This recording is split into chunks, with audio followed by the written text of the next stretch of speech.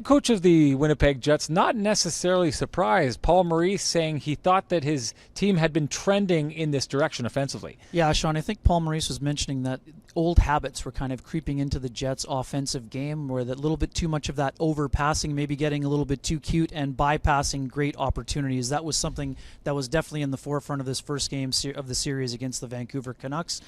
They need to play a little bit more of a direct game and be a little bit more aggressive when it comes to shot volume. So in an effort to get his team back in the game, Paul Maurice pulls out the line blender and ends up moving Pierre-Luc Dubois to center. The plan that he's essentially trying to get to and had all along, going with Kyle Connor and Nick Ehlers on the wings, that's the line he had on the board first when they picked up Pierre-Luc Dubois. Yeah, and I think it's a great place to go. I really like the potential for this combination. You have incredible speed from Nikolai Ehlers and Kyle Connor, great finishing ability from both players, and you also have a really good vision from both guys. They're good passers, even though they're known as more finishers. Kyle Connor, a little bit more of a straight line player. You have the creativity of Nikolai Ehlers, and then you have that speed and power blend from Pierre-Luc Dubois. I think that there could be some real magic with that combination.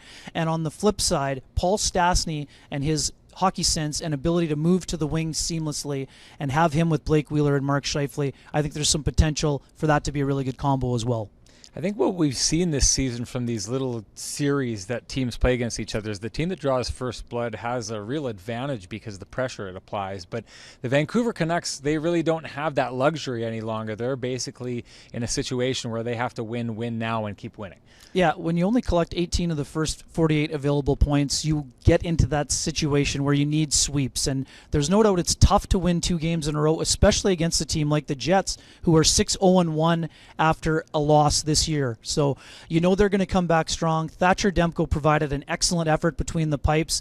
And the Canucks were stingy, both in terms of limiting the rush chances against and also only giving up those 5 shots on goal in the second period at a time when the Jets should have had a lot of urgency in their game. So if you're Travis Green, you're pretty happy about the defensive effort that you've put forth. Now you've got to stack that in the rematch. Well, speaking of stacking, the Canucks need to start stacking wins against teams ahead of them in the standings.